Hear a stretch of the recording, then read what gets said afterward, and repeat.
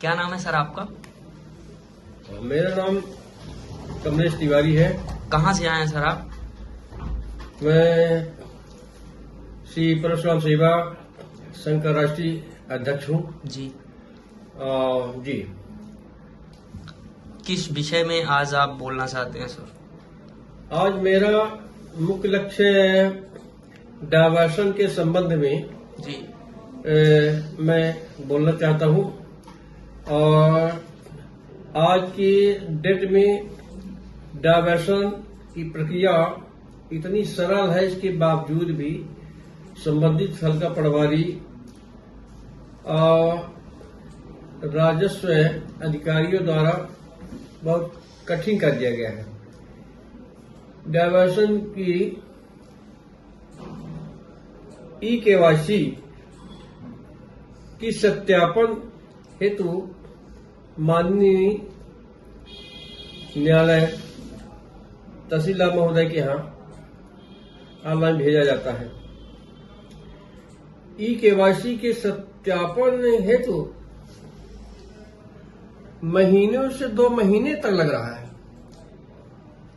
जिससे आज इतनी ज्यादा किसान भाई, आम पब्लिक इतना परेशान हो रही है कि एक साधारण डायवर्सन शुल्क जमा होने में ये परेशानी है। आज देखा जाए तो सरकार ने ये निश्चित कर दिया है कि सन 2007 से डायवर्सन रजिस्ट्रियों में अनिवार्य हो गया है। जब तक किसी संपत्ति का डायवर्सन नहीं होगा तब तक रजिस्ट्री का पंजीयन नहीं होगा, ये बायलाज में है। हम माननीय तहसीलदार महोदय जी से ये कहना चाहता हूं कि क्यों नहीं हो रहा, ई-केवाईसी में इतना समय क्यों लग रहा है? क्या आपके कर्मचारी आपकी बात नहीं सुनते हैं? क्या आप सक्षम अधिकारी नहीं हैं? इससे क्या हो रहा कि दिनों दिन राजस्व की कमी हो रही, क्षति हो रही है। करोड़ों का राजस्व आप के संबंधित अधिकारियों द्वारा हनन हो रहा है। नहीं, इस विषय में तो अभी प्रदेश सरकार के द्वारा नई गाइडलाइंस भी जारी की गई है। जी हाँ, प्रदेश सरकार द्वारा ये गाइडलाइन जारी हुई है कि रजिस्ट्री का ये नामांतरण अपने आप हो जाए। ऐसा नहीं है। रजिस्ट्री का नामांतरण में खसरे की कॉलम नंबर 12 में जी कैफियत में कब्जा कॉलम में नाम डाल दिया जाता है जी। किंतु खसरे के कॉलम नंबर 3 जहाँ भूस्वामित्व का कॉलम होता है, वो कॉलम पूर्व भूस्वामी का दिखता है, नया खरीदार क्रेता का नहीं दिखता है जी। ऐसा क्यों? ऐसा इसलिए किया जा रहा है कि संबंधित अधिकारी भ्रष्टाचार कहाँ से कर पाएंगे, किसानों को कहाँ से लूट पाएंगे, कैसे पैसे पटवारी कमाएगा। इसलिए ये जो है पोर्टल को जो है गुमराह किया जा रहा है। किसानों का शोषण हो रहा है, आम जनता का शोषण हो रहा है। और यहाँ बैठे बीजेपी सरकार के लोग जो है बढ़िया मलाई छान रहे हैं। तो सरकार को तो कहना है कि इस मतलब जो अभी नई चीजें बनाई गई है, इससे मतलब लोगों को और ज्यादा मतलब जो समस्या होती थी वो नहीं होगी और आसानी से उनके काम होंगे। ये तो सरकार केवल हवाई में चल रहा। अभी तक सरकार द्वारा किसी प्रकार का लिखित आदेश किसी भी कार्यालय न्यायालय में नहीं है, न तो तहसीलदार न्यायालय में है, न तो कलेक्टर कार्यालय में है कि रजिस्ट्री का नामांतरण अपने आप किया जाए, इतने दिवस के अंदर किया जाता। तो समय निश्चित किया गया है और न जो है किया जा रहा।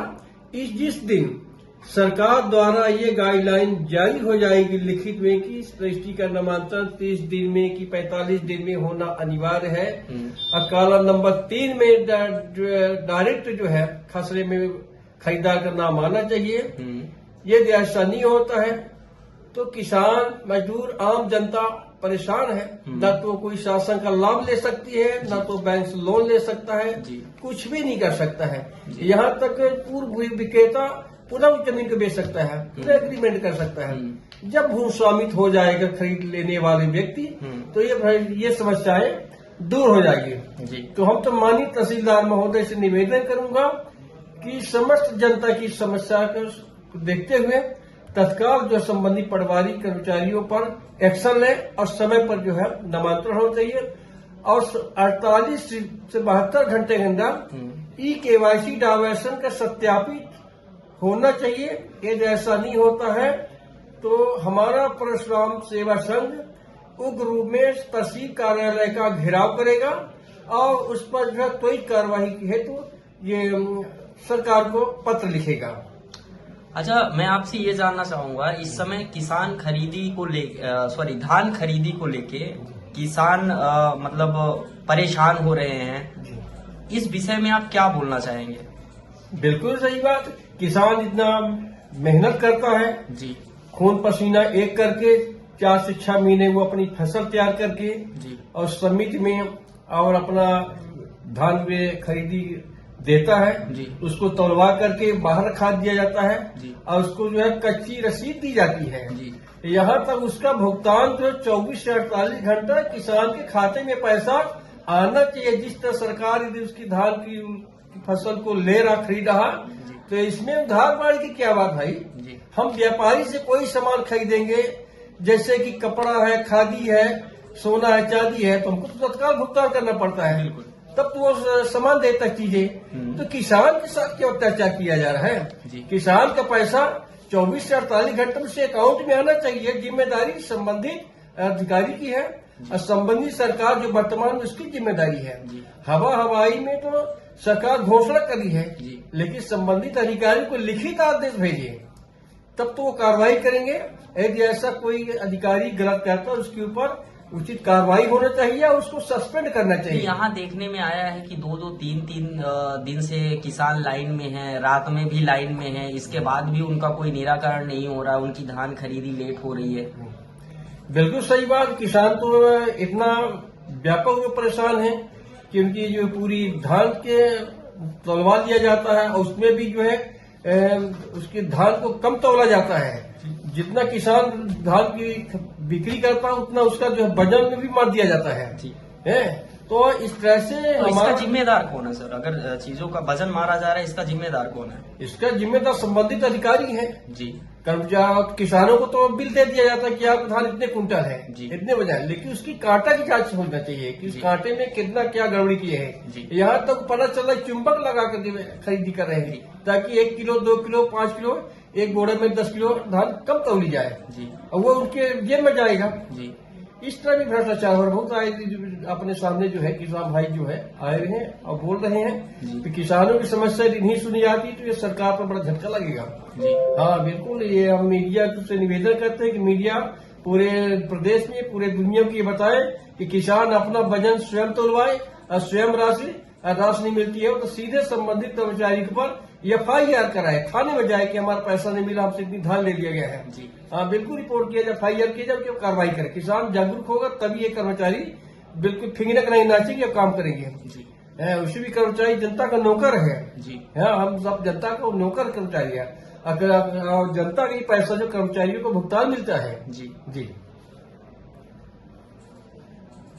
जय श्री परशुराम।